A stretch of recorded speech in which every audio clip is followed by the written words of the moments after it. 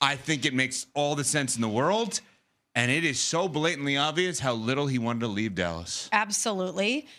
I was really overtaken with emotion watching him be overtaken with emotion because we're all human beings. And in that moment, Luka, who is out of this world when it comes to playing basketball, he was humanized. You saw a side of him that we rarely see with athletes. And in this instance, we saw a person who gave their all to a city and an organization, who didn't want to leave there, who was blindsided by this move, and still has raw emotions about everything that happened. And kudos to him for being able to channel all of that and have it result in an excellent performance on the floor.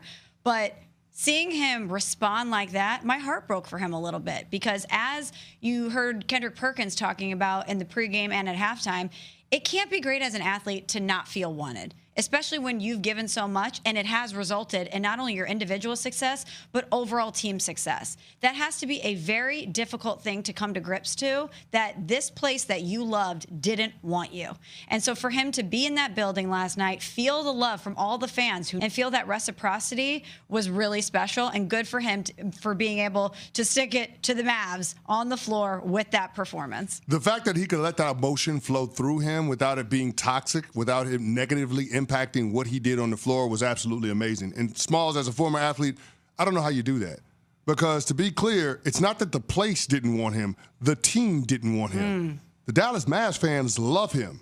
And to see that outpouring from them during the pregame tribute video, for you to be in tears, for them to be cheering as soon as you touch the ball, as soon as you score the basketball, and then every time thereafter. Every time, unbelievable. I mean, to not let that affect you in a negative way is superhuman. Yeah. The great ones can do that. And I think J.J. Redick acknowledged it in the postgame where he said he allowed himself to feel the moment. You know, most athletes try to compartmentalize, try to ignore it, and Luka embraced it to the tune of a 45-point outburst. And you knew it was going to be that kind of night for him when he dropped 14 in the first quarter. 31 in the first half, 45. Yeah, You said it well, You though. knew what time it was. You said it well. Dallas wants him. The Mavs didn't. Right. And there's a big difference. I'm just speaking from experience right now over the last few months with the Heat as a fan. The Heat ultimately did not want Jimmy. Miami did for a while, and then they didn't. Yes. Miami, at some point, it was like, all right, enough. They were over it. Yeah, they were over it. When the players but Dallas is not over it. When the player is saying, I don't want to be here, the fans are going to respond to that emotion. And this man hasn't even come close to if you gave him the choice right this second, back on the Mavs, this never happens, or continue with the Lakers, I think he's choosing back on the Mavs. I think that was obvious last night. And I don't think it's an anti-Lakers thing at all. I just think he never played out in his head the idea of playing with any other team, maybe ever. Don't you start that thing, Evan Cohen. Don't you start doing that thing now. I have something really good. Don't you put the Lakers on Luka watch. Don't do that. Because I feel like that's where you're going right now. Don't do that. If they don't ruin it for me. We've got good vibes on it. Yeah, we got good vibes. Don't do that to me. If they fired Nico and he was a free agent. No. You see what he's doing? Here's Luka. You see what he's doing? On the emotions he was feeling pregame last night. Well, it was a little bit of both, happy and angry, but, it's nice to see some familiar faces here. I spent a lot of times with them. But like you said, it was a lot of emotions. When I woke up, I was tired. I ain't gonna lie, I didn't sleep much. I was excited about this game, and, I really appreciate the fans, the way they reacted to me. He also discussed the moments in the pregame tribute that stood out to him the most watching that before the game. I mean, all of it for sure, but I'll probably say that the shot in the finals of the conference finals, we were always the underdog in every series. So the way we came together and played together, it was just another level, and everybody was locked in, and I would say that was the moment when I remember last year. Can I just ask a question that we've asked for 2 months now? Why did the Mavs do this? Because they felt like moving forward, there were certain habits or certain things that he wasn't responding to, and that it was going to be detrimental to them as an organization moving forward. Now, I don't know if that's the right decision, but that's certainly the front that they're presenting. So let's play that out. Why didn't they get Austin Reeves in the Lakers' first round? I don't know. I don't know either. There's no good answer for that one. So if you make that decision and you trade a generational player, how do you not get everything possible back?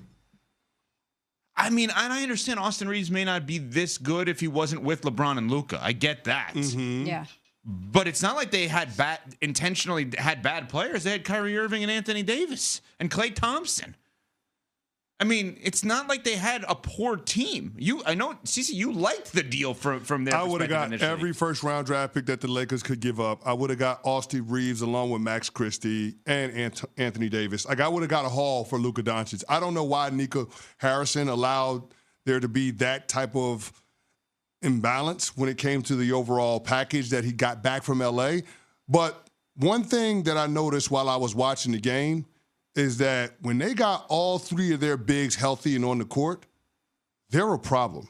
When they've got that rotation of Anthony Davis, Daniel Gafford, and Derek Lively, they could present some problems for some teams. Like, if we want to be honest about what happened last night, even with Luka going off for 31 in the first half, it was still a three-point game. Yeah, 70 to 67, I think, at that point. Yeah, Like it's exactly what it was. Yeah. It was still a three-point game. I mean, with 5.5 minutes to go, it was still a three-point game. The biggest difference, as far as I'm concerned, was the minutes restriction and Gafford and Lively not playing a ton of minutes in the second half. Mm-hmm. That's what allowed the Lakers to pull away. I mean, if you look at what happened in the second half, the L.A. Lakers were able to dominate. LeBron had 19 in the second half. Rui had 12 in the second half. The biggest difference was when it came to rebounding, when it came to points in the paint, the Dallas Mavericks weren't able to do what they did in the first half and the second half because they didn't have Lively and Gafford on the court. That was the biggest difference. Mm-hmm. Right? So, I mean, for all of the great things that we're going to say about Luka's performance and credit to him, I do see the vision for what Nico Harrison was trying to build. Now, did he make a great trade? Absolutely not. Right. And did he bet it all on Kyrie, who is a mercurial talent that is on the wrong side of 30? He did. And Kyrie got hurt, so that's unfortunate. But I see where they were trying to go in terms of building a team that can contend with the bigger front courts in the Western Conference. But when you have a player like Luka, you throw all of that conventional wisdom aside because their greatness will allow you to overcome whatever deficiencies you have when it comes to your roster. Exactly. And I think that's what we're seeing with the LA Lakers right now. Right. So you can see the vision because from is removed from it. You can be unbiased in your assessment of what you see from Dallas. Well, I'm on the right side of the trade. That's right. You're a Laker fan, so you I'm can saying give all them of flowers. these things, but I'm glad we got Luka. There you go. But if you're a Dallas Mavericks fan, you don't care about any of that. You don't care about what the vision is. You right now in this moment, this morning, you're not caring about what you think this team could eventually turn into. You're looking at a young superstar that took your team to the finals last year that was crying openly on the floor last night because he loved this place so much and wanted to be there for his basketball life. And as a Mavs fan, that has to be the hardest pill to swallow. I cannot imagine when you love a team, it is a part of you. It's a fabric of your everyday life. And it's hard to turn your back on something that you love and that you pour into emotionally, financially, with your time. But when you feel like that organization betrayed you in such a big way and you still have affection for this person who's now on another team, as a fan, that is a really hard thing to come to terms with. It was remarkable. We've never seen anything like this. The moment the game started, they're cheering Luka. Every time he touches the ball, every time he has a make, every time there was like a break as to like, what should we do now? They just like, all right, let's just do the fire Nico chants. Yeah. Like they never had a moment where they're just like, what are we going to do now? That's a home crowd. I've never seen anything like that ever. I don't know that we ever will again.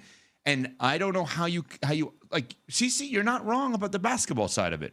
But from the business side of it, I don't know how you operate your business. Your fans hate you. Yeah. And you have to now mask what happened by giving them something to not hate. Well, the winning is what they don't hate. And that ain't going to happen this year. And now you're going to have to make moves in the offseason for them to forget about Luka. How do you go about forgetting about a 25-year-old megastar that is in tears crying because he wants to be a part of your franchise? I don't know how you forget about that. And if you're the ownership, I don't know how you forget about the millions upon millions that you're losing. We got the report from Tim McMahon yesterday that the Dallas Mavs are poised to lose dozens of millions of dollars in revenue over the coming years because of the Luka Doncic trade.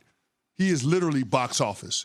And you moved on from him in the interest of putting together what you thought was a more complete roster that will allow you to contend at a higher level to actually win a championship. And now it feels like you're so much further away from that without a clear path on how you can get back to the NBA Finals. Mm-hmm. All right. We got a ton to do today, as we've been mentioning. The Masters gets going today. Of course, all the coverage all across ESPN, as well as ESPN Bet, where we have the unsportsmanlike Masters boost going on right now. Join us. Jason Day's our guy. Plus 10,000. We got a boost on that. Put a couple of bucks down. 21 plus only, of course. 1-800-GAMBLER if you have a gambling problem. But put it down. Put it down. Put a couple of bucks down. ESPN Bet. Join us. It's available until he tees off in the 7 a.m. Eastern hour. So let's go. Join us with that. The sports calendar is heating up. And with the ESPN Bet Sportsbook, you can go from checking news and stats to placing bets in a couple of taps, like the one for Jason Day for the unsportsmanlike Masters odds boost. Stream games, bet live, and get exclusive offers when you link your